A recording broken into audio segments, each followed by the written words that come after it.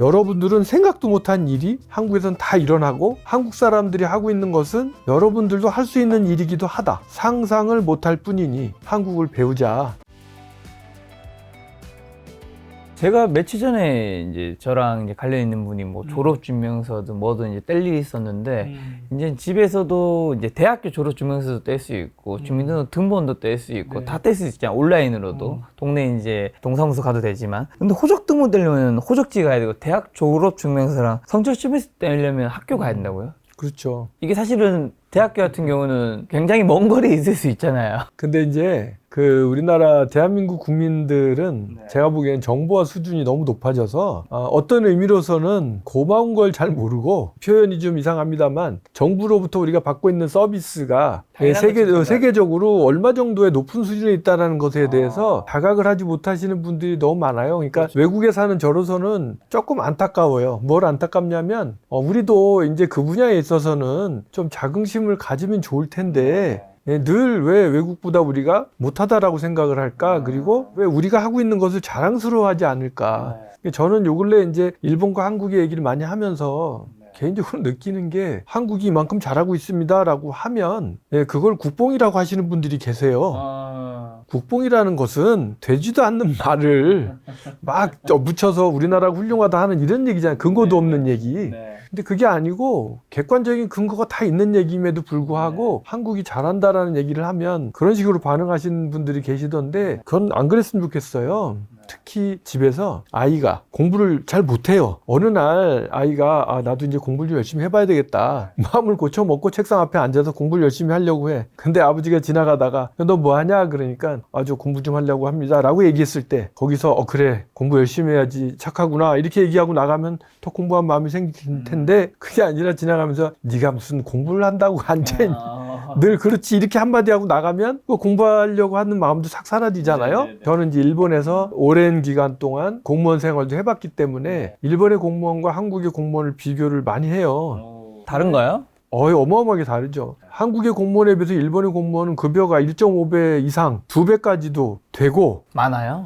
많고, 업무 생산성은 한국 공무원의 70% 내지 60%밖에 안 되고, 국민에 대해서 행정 서비스를 한다는 생각은 머리 털끝만큼도 없고, 그런 생각을 갖고 있으니까 행정 서비스가 우리나라보다 훨씬 뒤처지는 거거든요. 근데 우리는 진짜 그 고객 대접을 받고 있다는 생각이 들잖아요. 근데 스스로가 그걸 디폴트라고 생각하는 거예요. 아까 얘기 잘 하셨는데 대학교 졸업증명서나 성적증명서를 우리는 지하철역이나 이런 데 가면 증명서 자동 발급기라고 있잖아요. 거기서 그게 나온단 말입니다. 행정기관의 어떤 그 기계에서 대학교의 졸업증명서가 나온다는 것 자체가 어떻게 보면 좀 이상하지 않아요? 아주 정상적이진 않잖아요. 대학교는 행정기관이 아니잖아요. 행정기관이라고 하면 지방자치단체, 그 다음에 중앙정부, 이게 행정기관이잖아요. 행정기관에서 제공하는 기계 안에서 고등학교 졸업증명서, 대학교 졸업증명서 나온다. 이거는 고객을 생각한 혁신적인 서비스인 거예요. 가능은 하죠. 그렇게 하면 되는데 아예 발상이 없단 말이에요. 보통 보면. 왜 고등학교 졸업증명서를 자기들이 만든 별도의 기계로 발행해 준다면 또 모르겠는데, 정부 24에서도 나오고 행정 시스템이 다 통합이 돼서 나오잖아요. 이거는 제가 보기에는 어마어마한 서비스고 어마어마한 혁신이에요. 이제 그런 얘기들을 이제 일본 사람들한테 해주면 일본 사람들이야말로 놀라죠. 일본 사람들은 그 생각을 하는 거예요. 어떻게 학교의 증명서를 행정기관에서 발급을 해주지? 물론 고맙지만 라는 생각을 하게 되는 거죠. 그래서 제가 이제 일본의 어떤 오피니언 리더들을 데리고 한국에 와서 한국의 여러 가지 선진 문물을 보여주는 투어를 2002년부터 하고 있어요. 그래서 인터넷 컬럼부스 투어라고 하거든요. 인터넷 시대의 컬럼부스가 되자. 컬럼부스는 신대륙이잖아요. 컬럼부스가 달걀을 세워보라고 했을 때 아무도 달걀을 세우지 못하지만 콜럼부스가 달걀을 다 깨가지고 세우니까 사람들이 그건 나도 할 수 있어라고 하잖아요. 제가 일본 사람들한테 얘기해 주는 게 그거예요. 여러분들은 생각도 못한 일이 한국에선 다 일어나고, 달걀을 딱 깼을 때 그건 나도 있어라고 했을 것처럼 한국 사람들이 하고 있는 것은 여러분들도 할 수 있는 일이기도 하다. 그런데 여러분들이 그거를 상상을 못할 뿐이니 내가 하는 투어를 보고 한국을 배우자. 이제 그런 투어를 계속 하고 있는데 이번에도 6월 28일부터 30일까지 37명을 데리고 2박 3일 동안 공부를 했어요. 그래서 인천공항도 보고 배우고 너무 잘 돼 있죠.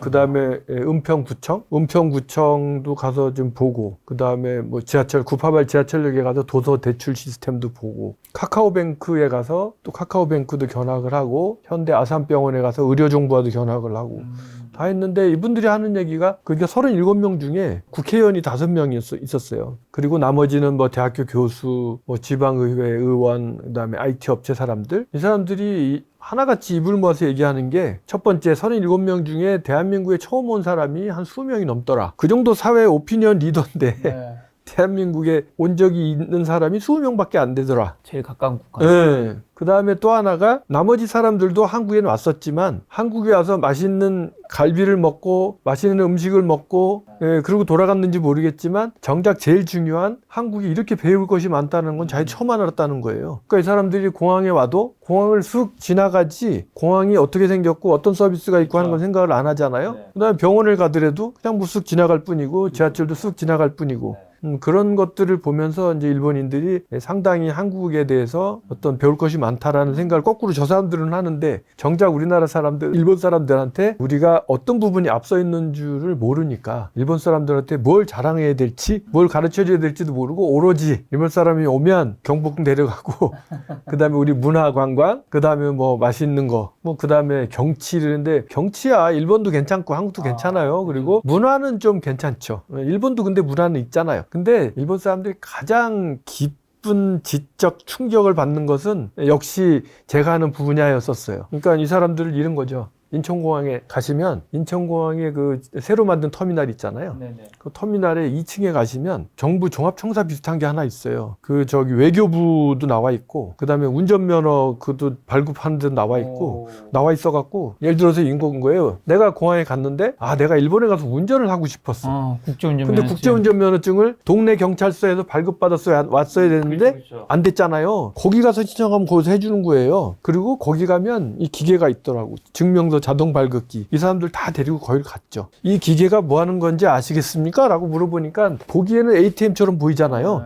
이게 뭐 하는 겁니까? 그래서 이거는 행정기관의 각종 증명서를 발급하는 기계입니다. 라고 얘기를 했어요. 그럼 여기서 어떤 증명서가 나옵니까? 그래요. 그래도 제가 제 거 주민등록 번호 넣고 일단 주민등록 등본을 딱 뽑았어요. 그랬더니 첫 번째 이 사람들 하는 이야기가 당신은 요 동네 지방자치단체에 주민등록이 있냐? 이렇게 물어보는 거예요. 아니 나는 여기가 아니고 일산이다. 그랬더니 그러면 이 기계는 자기가 살고 있는 지방자치단체하고 관계가 없이 주민등록 등본이 발급되냐? 이렇게 물어보는 거지. 네. 당연하다. 당연하죠. 제주도도 나온다. 일본 사람이 왜 그렇게 물어보냐면 일본은 그런 기계들에서 나오는 증명서는 자기의 주민등록 소재지 이외에는 안 나온단 말이에요. 되게 폐쇄적이네요. 그러니까 그게 옛날부터 그렇게 했었어요. 그러다 보니까 우리는 그냥 그 기계를 보면 당연히 전국에 나오는 거지라고 생각하지만 일본 사람은 자기 동네 거밖에 안 나온다라고 생각을 하는 거예요. 설명을 안 해주면 이게 주민등록 등본이 나오는 기계입니다라고 얘기를 딱 한마디 하면 우리나라하고 똑같구나. 자기 나라도 저 기계가 있거든. 우리하고 똑같구나라고 돌아가는데 그게 아니라 우리는 전국의 모든 지방자치단체께 나옵니다라고 얘기하면 일단 그게 이제 쇼크.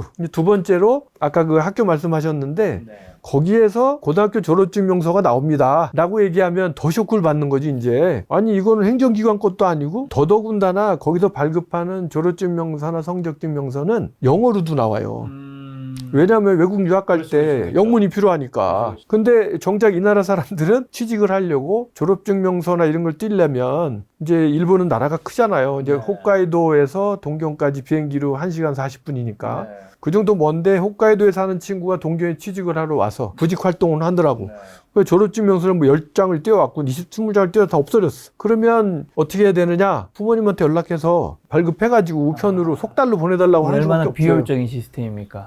그러니까 이 사람들은 그게 디폴트라고 생각하고 살았기 때문에 그걸 불편하다고 생각하지 않았단 말이에요. 한국에서는 인천공항에 있는 기계 속에 나온다. 그래서 인천공항에서만 제가 보통 1시간 정도 강의를 할 수 있어요. 그 정도로 그 인천공항도 훌륭한 거고 하다못해 뭐 병원을 가도 그렇고 어디 은행을 가도 그렇고 여러분들이 일본 사람 데려와서 한국의 은행에 지점이라는 데 데려가 보시면 일본 사람이 은행을 보고 우리나라 은행하고는 상당히 틀리다라고 생각을 할 거예요. 뭐가 틀릴 것 같으세요? 일본의 경우에는 우리나라의 80년대, 90년대 은행의 이미지를 생각해 보시면 돼요.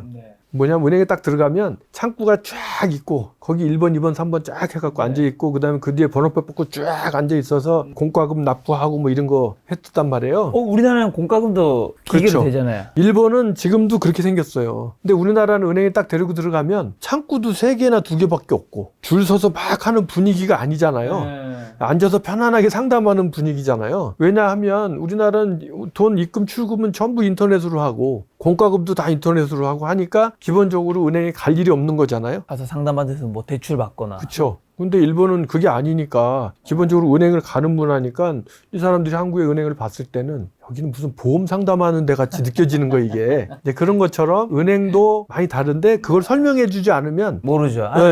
이게 대한민국의 은행의 지점인데 여기는 창구가 이거밖에 없고 기본적으로 그래도 사람이 별로 없잖아. 올 필요가 없어서 그래. 이 얘기를 해주면 그 다음에 이제 구청을 가도 마찬가지인 거예요. 구청도 저기 은평구청 같은 경우도 몇십만 한 50만 명 된다 그러던가. 그 정도 인구가 되면요. 일본에도 그 정도 규모의 지방자치를 가면 뭐 사람 빡빡해요. 근데 우리나라는 전부 인터넷으로 처리하고 기본적으로 올 일이 없잖아요, 별로. 그러니까 이제 그런 걸 봐도 사람들이 놀라고.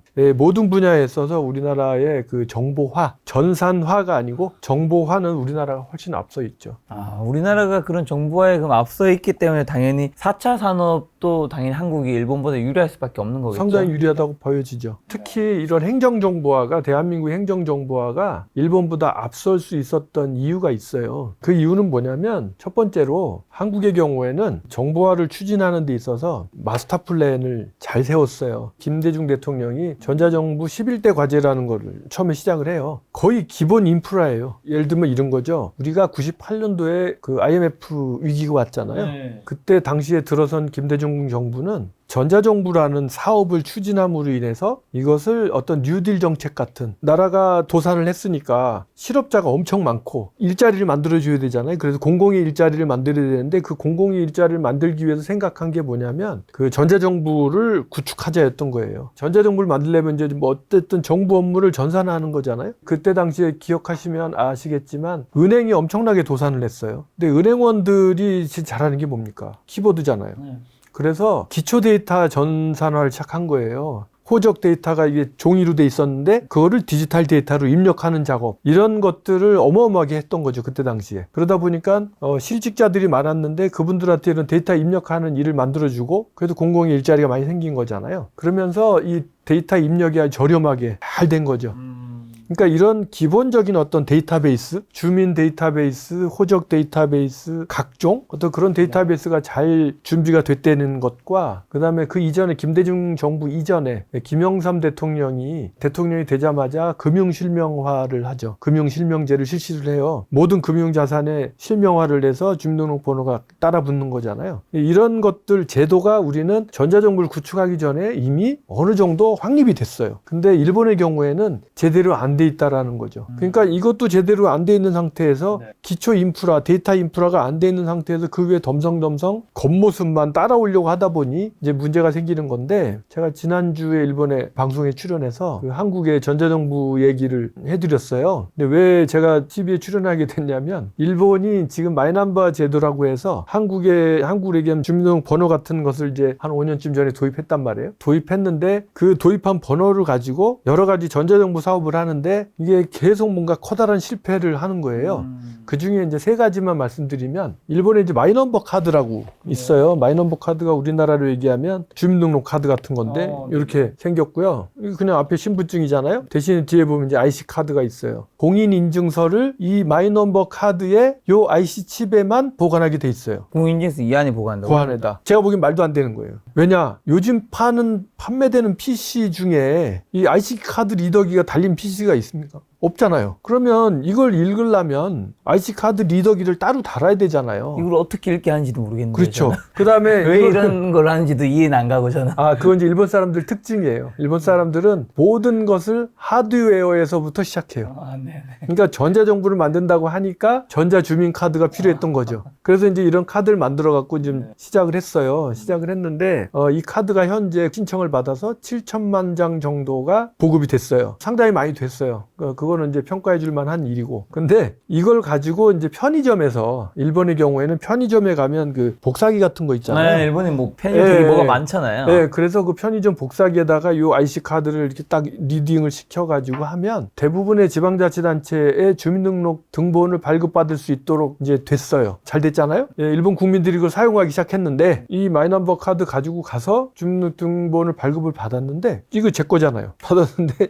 갑자기 주민등록 등본을 딱 보니까 김 작가님 주민등록 등본이 나온 거지. 시스템 개발을 이제 그거는 개발한 회사가 여러 회사가 있는데 그 중에 후지츠라는 회사가 개발한 어플리케이션이에요. 이 회사가 개발한 어플리케이션을 사용한 지방자치단체들은 다 그런 일이 터져가지고 말도 안 되잖아요. 그래서 결국 IT 담당 대신이 텔레비에 나와서 머리 숙이고 사죄를 하는 일이 벌어졌어요. 그런 일도 하나 있었고 그다음에 또 하나는 사람들이 이걸 발급받으라고 하니까 사람들이 발급을 안 받아야 필요가 없으니까 그래서 이걸 발급을 받으시면 정부에서 2만엔 상당의 포인트를 줬어요. 포인트를 드릴 테니 이걸 발급 받으시고 마이넘버 카드에 의료보험 카드를 기능을 여기다 첨부합시다. 그래서 의료보험 카드하고 마이넘버 카드를 합칩시다라는 게 일본 정부의 정책이에요. 그걸 하게 되면 우리가 1인당 2만엔 정도의 포인트를 드리겠습니다 라고 얘기를 한 거죠. 생각해보세요. 20만 원이에요. 이게 하면 20만 원 생기니까 이제 발급할 만 하잖아요. 그래서 이제 가서 발급을 받은 사람이 엄청 늘어났는데 이제 일본의 보통 의료보험 카드는 이렇게 생겼습니다. 그냥 플라스틱이에요. 사진도 없고. 그래서 이 의료보험 카드를 마이넘버 카드에 통합을 하겠다고 해서 진행을 했단 말이에요. 그래서 모든 병원에 가시면 IC 카드 리더기가 있어요. 삑 하면 이제 자격 확인이 되는 거죠. 그랬는데 제가 예를 들어서 병원에 가서 이걸 삑 해갖고 자격 확인을 했는데 저 분명 의료보험 자격이 있단 말이에요. 근데 병원에서 선생님 의료보험 자격이 상실됐는데요. 아니 무슨 소리냐. 그런 리가 없다. 확인해달라 그랬더니 여기에 들어가 있는 의료보험 카드가 제 것이 아니라 김 작가님께 들어가 있는 거지. 예를 들면 근데 이제 김 작가님은 의료보험이 없었던 거죠. 데이터에 미스매칭이 일어난 거예요. 마지막으로 그것만 갖고도 좀 안 되니까 10만 원을 만행을 더 드릴 테니 이번에는 여기다가 본인이 주로 사용하는 은행 구자를 등록해 주세요. 네네. 그러면 정부가 지불하는 각종 수당 같은 것들을 그 구자로 넣어드리겠습니다라고 했어요. 그래서 그 구자를 다들 등록을 했거든요. 근데 각자 내가 스스로 내 스마트폰으로 내가 한 사람들은 문제가 없었는데 노인분들은 잘 못하잖아요. 시청이나 이런 데 오셔가지고 시청에서 준비된 PC에서 이걸 작업을 하세요라고 해갖고 시청에서 그 작업을 하셨는데 작업하다가 중간에 에이 하고 딴 데로 가버리신 거지. 그 뒷사람이 와가지고 자기 구자를 등록한 거지. 그래서 이 마이넘버 카드를 가진 사람과 구자가 다른 사람이 돼버린 그런 일, 혹은 아이들한테 교육수당을 줘야 되는데 부모님 구자를 등록해버렸다든지. 그래서 그런 일들이 생겨서 이 마이넘버의 문제점에 대해서 다루는 방송 프로그램이 지난주에 있었어요. 그래서 이제 거기에 제가 나가갖고 한국은 어떻게 돼 있습니까? 라고 얘기를 하니까 한국은 일단 기관에 가서 내 주민등록번호만 얘기하면 그냥 끝납니다. 맞아. 그렇게 얘기를 했단 말이에요. 그랬더니 물어보는 거예요. 아니 한국에 의료보험 카드가 없습니까? 라고 물어보더라고요. 그거에 대한 답을 제가 줘야 되잖아요. 제가 방송 인터뷰 책임 없이 없을걸요? 라고 얘기해서는 안 되잖아요. 그래서 한국에 전화해가지고 6명한테 물어봤어요. 김 작가님 우리나라 의료보험 카드 있어요? 없어요? 옛날에는 뭐 이상한 종이로 뭐가 돼 있었던 것 같아요. 지금은 없는 것 같은데 그냥 병원 가서 주민번호 말하면 되잖아요. 이름이랑. 없는 것 같죠. 근데 없는 것 갖고는 안 된단 말이에요. 정확하게 알려줘야 돼. 조사를 해봤더니 의료보험 카드 발행을 지금도 한답니다. 하는데 그건 희망자한테만 해주고 경우에 따라서는 스마트폰에 다운로드 될 수 있도록 해준다고 해요. 그러니까 이렇게 우리나라 사람들은 의료보험 카드 자체가 있는지 없는지도 모르고 사는 거예요. 근데 저 나라 사람들은 지금 의료보험 카드 갖고 실갱이를 하는 거잖아요. 그래서 그 얘기를 하면서도 참 개인적으로 되게 재밌었어요. 정말 좀 많이 좀 뒤처져 있긴 하네요. 그런 부분에서는. 그렇죠. 그걸 바꿔가야 되는데 아까 얘기한 것처럼 바꿔야 될 게 너무 많아요. 그러니까 아까 얘기한 미스매칭이 왜 일어나냐면 개인을 인식하는 것들이 대한민국은 주민등록번호로 인식을 하고 또 하나는 우리 지문 있잖아요. 지문으로 인식을 할 수 있고 그 다음에 이제 공인인증서로 본인을 확인할 수 있잖아요. 그리고 이름도 뭐 한글로 염종순 이렇게 그걸로 이제 인식하는 거잖아요. 근데 일본 사람의 경우에는 은행 있잖아요. 은행. 금융실명제가 돼 있지 않아요. 그러면 본인 확인을 어떻게 하냐. 제 이름으로 등록을 하는데 컴퓨터가 인식하는 제 이름을 들어보셨겠지만 가타카나로 인식을 해요. 한자의 염종순이 아니라 가타카나의 염종순으로 인덱스를 구자 관리를 해요. 근데 일본의 관청에서 제 주민등록을 주민등록을 관리하는 인덱스는 한자 이름이에요. 한국 분들도 아시는 분이 계시겠지만 일본 사람은 한자를 자기 마음대로 읽는 사람들이 많아요. 어떤 정해진 룰대로 기본적으로 읽지만 그냥 자기 마음대로 읽는 사람들도 있어요. 예를 들어서 이런 거예요. 아이들 이름을 그 끝에 사랑의 자를 이름을 딱 적어놓고 그거를 러브라고 읽는 거지. 러브. 영어의 러브로. 그러니까 그거는 그 가타카나로 러브라고 쓰면 되는 거예요. 그거는 어떤 룰이 없어요. 본인이 원하는 대로 하다 보니까 가타카나와 한자가 매칭이 안 되는 거. 뭐 이런 매칭도 안 되고. 그 다음에 우리가 외국인이지만 일본에 가서 주민등록을 하잖아요. 그러면 당신 이름은 가타카나로 어떻게 쓸까요? 라고 나보고 쓰라고 해요. 근데 이제 제가 염종순인데 일본의 가타카나로 정확하게 표현할 수가 없어요. 모음과 자음 숫자가 달라서. 그러니까 저는 할 수 없이 요무존순이라고 써야 되거든요. 그렇게 이제 제 마음대로 쓸 수 있는 거예요. 요무종순이라고 쓸 수도 있지만 연사마로 하겠다. 그래서 연종순으로 하겠다고 하면 그렇게 등록이 되는 거예요. 뭐 이런 식으로 그 이름을 읽는 방법을 자기 마음대로 할 수 있으니까 이게 인덱스가 안 되는 거죠. 갈 길이 멀은 거예요. 그런 것들을 다 통일을 하고 가야 되는데 그런 것들이 통일이 안 된 상태에서 가려고 하다 보니까 어려움이 많은 거죠. 앞으로도 시간이 많이 걸릴 것 같네요. 그렇죠. 그래서 그런 부분들을 일사불란하게 하자라고 하면 돼야 되는데 또 그 민주국가에서 그런 거 안 되잖아요.